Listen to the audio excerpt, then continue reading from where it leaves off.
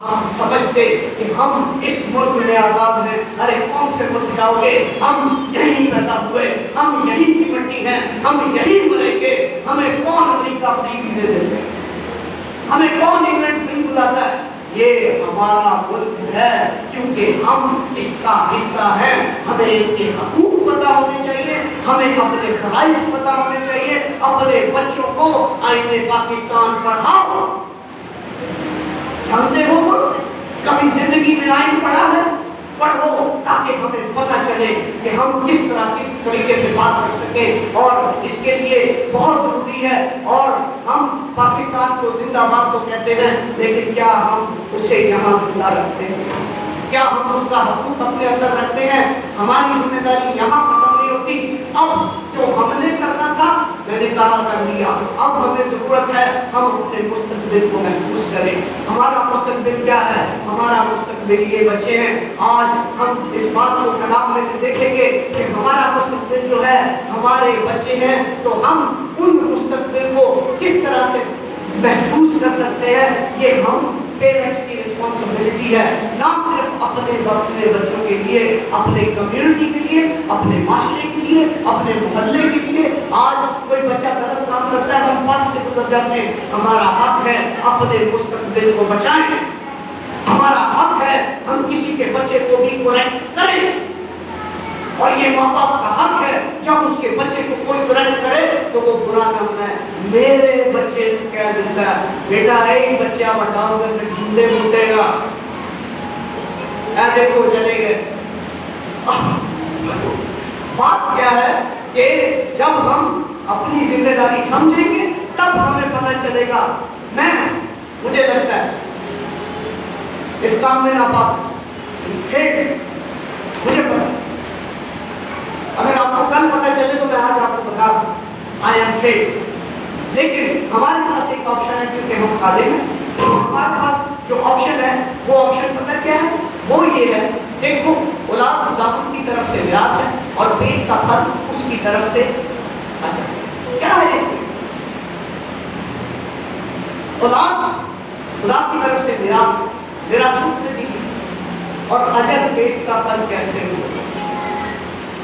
अभी वो बेचारा क्या नाम है, विकी,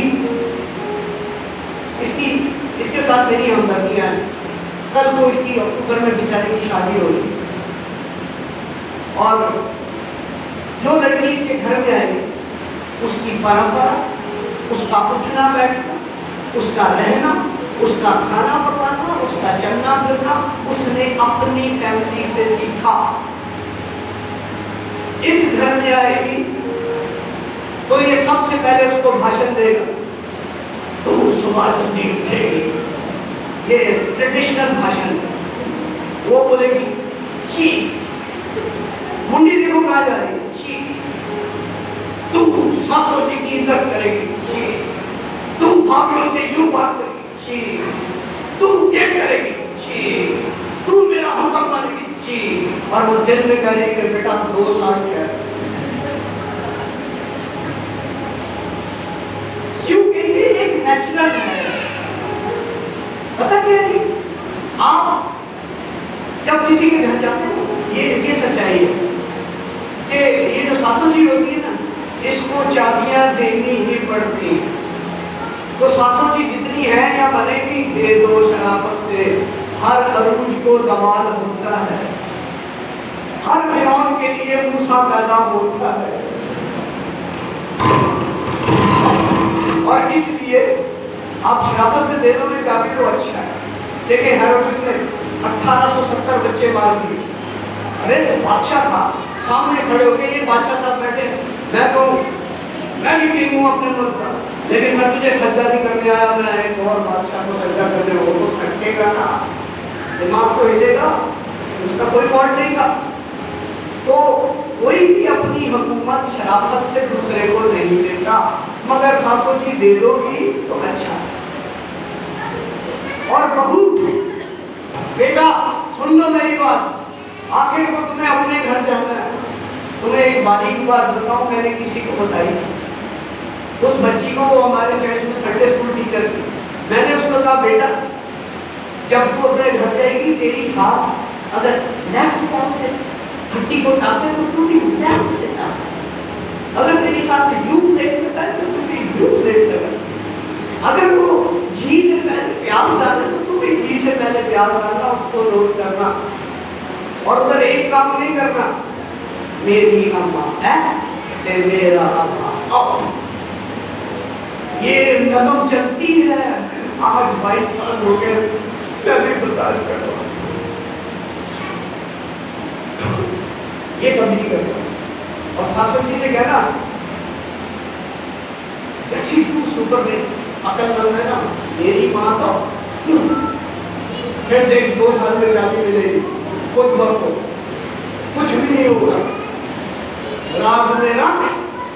और दूसरी बात याद रखिए कि नेचुरल सी परंपरा है, हर बहू आकर के उस घर की परंपरा को चेंज कर दे, होता है, कोई नई बात नहीं।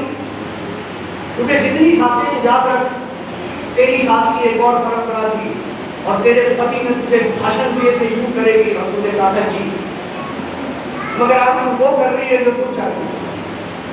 हर अरुच को क्या है, और हर मूसा के फिरौन के लिए मूसा पैदा हो। तो बात यहाँ पर ये है कि ये अजर एक लड़की किसी के घर में आती है, वहाँ एडजस्ट होती है, मेहनत करती है, अकल से, बेवकूफ़ी से, लड़ाई से, झगड़ों से, मोहब्बत से, प्यार से, किसी तरह की एक टफ जॉब है। ये पूरी एक मिनिस्ट्री है और ये बहुत मुश्किल होता है। और सबसे पहले चाचे बातें तालियां चाचियां, इनका एक और प्रॉब्लम, तो इन सब को टैकल करना जो है, उसके बाद मुझे एक अजर मिलता है, वो पेट का फल। अकल से काम लेगी सब शुद्ध होगा, अकल से काम नहीं लेगी सब कुछ अशुद्ध होगा। हुकूमत मोहब्बत से लेना, इसलिए वो कहता है पेट का फल उन सारी मेहनतों में, उन सारे दुखों में, उन सारी तकलीफों में जो पेट का फल है वो खुदा की तरफ से अजर होता है। और कीजिएगा, जब यूसुफ इस तरह सोच रहा था कि खुदा का फरिश्ता यूसुफ को ख्वाब में नजर आया और फरिश्ते ने कहा, आए दाऊद के बेटे यूसुफ, अपनी बीवी मरियम को कबूल करने से खौफजदा ना हो, क्योंकि वो रूह उसके जरिए हमारा हुई, उसके बेटा होगा, और उन बच्चे का नाम यीशु रखना, क्योंकि वो अपने लोगों को उनके गुनाहों से यूसुफ बनो। कोई खातून जहेज में आ जाए यूं करके, आपको क्या लगता है मरियम को आसानी से मान ली अपने मोहल्ले? मरियम एक नेबरहुड में रहती। मरियम की एज कहा जाता है 14 से 15 साल की। मेरी बात पर गौर कीजिए, हम मनाते हैं क्रिसमस, यीशु पैदा हुआ, हालेलुया, बाहर खड़े होकर ड्रिंक शराब पी जाते हैं, जब तक तुम पीते नहीं यीशु ही पैदा नहीं होता। लेकिन यूसुफ की, मरियम की कभी प्रेम को देखा? एक 14-15 साल का बच्चा, यकीनन इन बच्चियों में बैठे हुए, इनकी आदत होती है कोई छेड़े, कोई बात करे, वो कहती अम्मा अम्मा। लेकिन इस लड़की का जिगर देखो, 15 साल की बच्ची, राइट एट द स्पॉट, खड़े खड़े। आप क्या करते? उसके लिए एक्स्ट्रा ऑर्डिनरी देखा। एक फरिश्ता आता कहता तू हमला हो, मेरी बेटी को कोई कहे तो क्या मुझे अच्छा लगे? या मेरी बेटी कमरे से दुआ करके निकले और कहे डैडी आओ, वाह वाह, मैं कहूँगा मेरा फादर ही हो क्या हुआ है? चाचियाँ, मासियाँ, मामियाँ और कीजिए उस लड़की की बहन, उसने उन सबको फेस नहीं किया। मोहल्ले में निकली होगी तो ये मरियम और इसके पीछे फरिश्ता खड़ा था, है ना? उसीला खड़ा हो तो क्या हो गया? चल बैठ, उधर हो बैठे तो फिर मुझे कोई बात। ये मरियम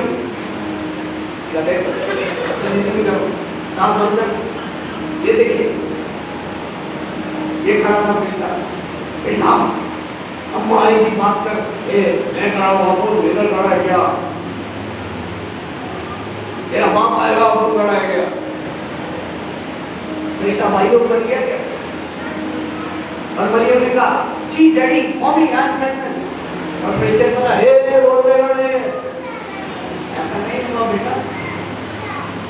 पैगाम दिया, उस लड़की ने यकीन कीजिए इन छोटे बच्चों को छेड़ो, फटाफट जाके अम्मा को कहेगी हाँ। उसने उसको चाहिए था मुझसे तुमने इतनी बड़ी बात की, मैं मामा को बता दी। उस लड़की की हिम्मत देखिए, उधर ही राइट एट द स्पॉट कहती है मेरे लिए तेरे कॉल के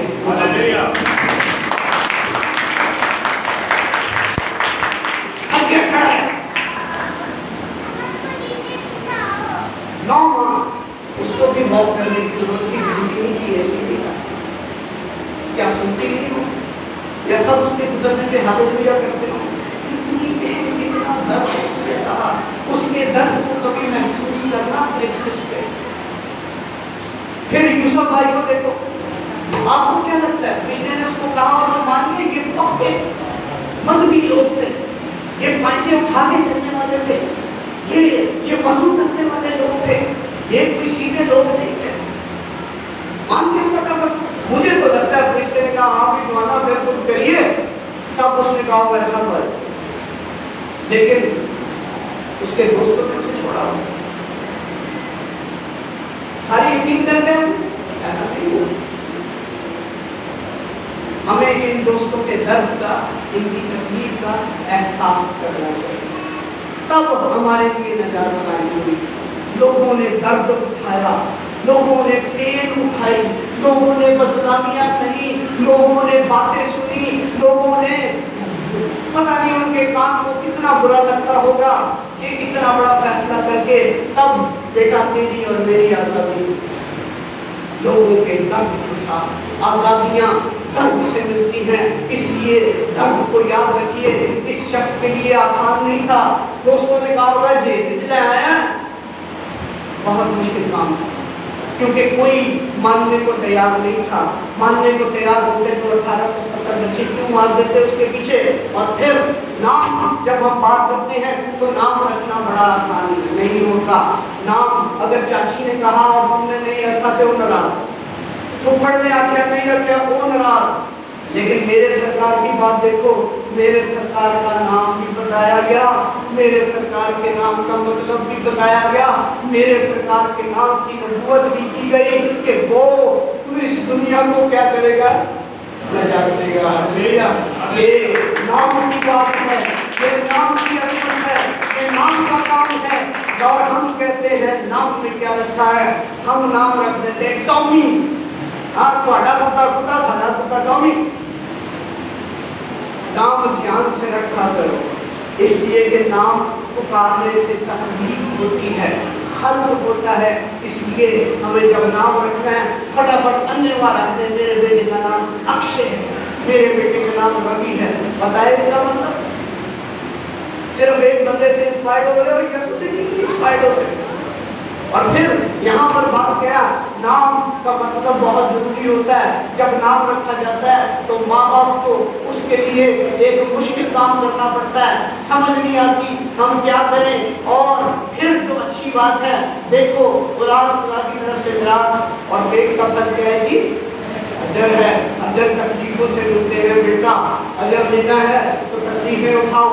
अपने बच्चों को कुछ सिखाना है तो तकलीफें उठाओ, क्योंकि जमीन पर कोई ऐसा रास्ता इंसान नहीं कि नेकी भी करे और दाना करे।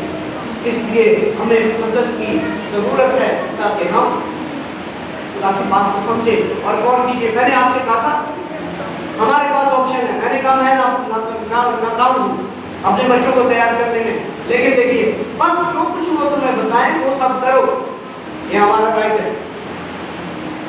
कलीसिया का एक ही काम है, पादरी कितने खड़े आ जाए, उसके बाद दोस्त आपका नाम क्या, नाराज तो नहीं होगा।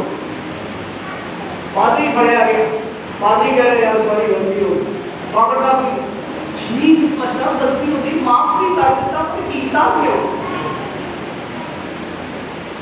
तो उस पर नजर नहीं रखो, क्योंकि उनका हक है, वो तुम्हें जो बताते हैं वो ठीक बताते हैं, यीशु ने कहा, और मानो, लेकिन उनके से काम ना करो, क्योंकि वो जो कुछ तुम्हें कहते हैं वो खुद नहीं करते। इसलिए नेवर बॉदर। एक बात कलाम में लिखी है, ईमान के पानी और कामिल करने वाले पादरी कमर को तकते रहो, भाई किलो भी बुद्धि लालच होगा। तो बात क्या है, हमें खुदावंत को करना है, हमें हम भी आपकी करें, हम भी आपके साथ बुद्धि डंडा कैसे खेलते। आज पादरी बन गए तो क्या हुआ, इसलिए हम पर रहम किया कीजिए और खुदावंत को तका कीजिए, क्योंकि हम जो कहते हैं उनकी अताअत करना, अताअत गुज़ार होना चाहिए और उनकी कई हुई बातों पर अमल करना चाहिए, लेकिन उनकी ज़िंदगी की मिसाल अच्छी नहीं, मगर तुम खुदा को तकते रहो, क्योंकि उसका किरदार ही पाक है, वही माफ हो सकता है। और गौर कीजिएगा, देखिए, लेकिन यीशु ने कहा छोटे बच्चों को मेरे पास आने दो, उनको मत रोको, क्योंकि आसमान की बादशाही इनकी है, इनकी है।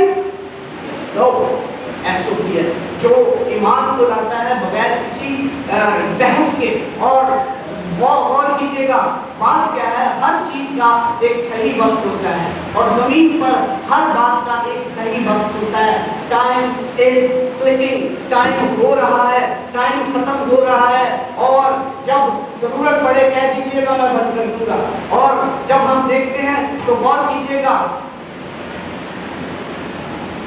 पैदा होने का क्या चाहिए, मेरे साथ थक तो नहीं गए, थक गया वो तो बता देना, मैं बंद करूंगा, मेरा कलाम बचेगा, देना नहीं पड़ेगा। और जब हम देखते हैं पैदा होने का एक वक्त है, उसके बाद गौर कीजिएगा हदायत देने का एक वक्त है। कह रहा मुझे अफसोस है भाई, ये वाली फिल्म जो है 6 माह का बच्चा नहीं देख सकता, तो हिदायत देने का भी एक वक्त है। और जब हिदायत देने का एक वक्त होता है तो फिर अगली बात जो हमारे सामने आती है वो ये है कि हिदायत दी जाती है, एक वक्त होता है, और जब हम देखते हैं तो मूड बनाने का भी एक वक्त होता है, एक्शन देने का भी एक वक्त होता है, और जब हमारा मूड चेंज होता है उसका भी एक वक्त होता है। जब हमारे पास एक्टिंग दिखाने का, शूट करने का वक्त होता है तो बच्चे एक्टिंग भी करते हैं, तो मेरा बच्चा है कि बड़ा रोक लाता है, ये टाइम होता है। और जब अगली बात हम देखते हैं तो खाने का एक क्या है, वक्त है। मेरी बेटी छोटी थी वो ऐसी थी और वो यही करती थी, तो खाने का एक वक्त है। अब भी वो पता क्या सोचती रहेगी, कबाब खाऊं, चिकन खाऊं, बर्गर खाऊं, वो यही सोचती रहती। और फिर गौर कीजिएगा कि फन करने का, एंजॉय करने का एक वक्त है जिंदगी में, हर बात का वक्त है। और यहाँ पर आप देखिए कि जानवरों के साथ खेलते हैं बच्चे, एक वक्त है। फिर उसके बाद गौर कीजिएगा हंसने का एक वक्त है, उसके बाद जो है वो हमें फनी शक्लें बनाते हैं, एक वक्त होता है। फिर माँ से मोहब्बत का या किसी रिश्ते से मोहब्बत के इजहार करने का भी एक वक्त होता है, और किसी को तंग करने और टीज करने का भी एक वक्त होता है। उसके बाद रोने का एक वक्त होता है, बेचारा कैसे रो रहा है, तो रोने का भी एक वक्त होता है। ये हम सब की जिंदगी में आता है, चाहे हम 100 साल के भी हो जाए। फिर उसके बाद देखिए सोने का एक वक्त होता है। फिर उसके बाद गौर कीजिएगा कितनी बड़ी बात है, खुदावंत पे भरोसा करने का एक वक्त होता है। देखिए दोस्त, ये मॉन्स्टर है, ये जानवर है, कुछ नहीं कर सकता है, ये शेर है, नेचर इसकी शेर है, लेकिन हम बच्चों को इनके साथ छोड़ देते हैं। ट्रस्ट करने का एक वक्त होता है, हम अपने बच्चों को कहीं भेजते हैं तो हम किसी पे भरोसा करते हैं, पढ़ने का एक वक्त होता है। उसके बाद जनाब गुर्बत में आने का, मजलूम होने का भी एक वक्त होता है। मैं बहुत मेरे पे जुल्म हुए होते हैं, लेकिन वक्त गुजर जाता है दोस्तों। फिर नहाने धोने का भी एक वक्त होता है, उसके बाद टुन होने का भी एक वक्त होता है। जब बच्चों को नींद आती है तो वो टुन हो जाते हैं, वो कहीं भी सो जाते हैं। अभी इनमें से नींद आएगी, किसी ने चर्च की इज्जत नहीं करती, सो जाना है। और फिर बात क्या है, बाइबल हमें अपने मुस्तकबिल को समझाने के लिए बात करती है। वो हमें बताती है कि हमने इस आज़ाद वतन में, इस मुल्क में आज जब हम आज़ादी का जश्न मना रहे हैं तो हमें हक है कि हम मनाएं, और हमें आज़ादी के जश्न को मनाने का एक तरीका है। और कीजिएगा क्या लिखा है, जो शख्स अपने बेटे की इस्लाह नहीं करता, वो उसे सजा नहीं देता, वो उससे नफरत करता है, लेकिन जो अपने बेटे से मोहब्बत रखता है वो उसकी तरबियत से बाखबर होता है।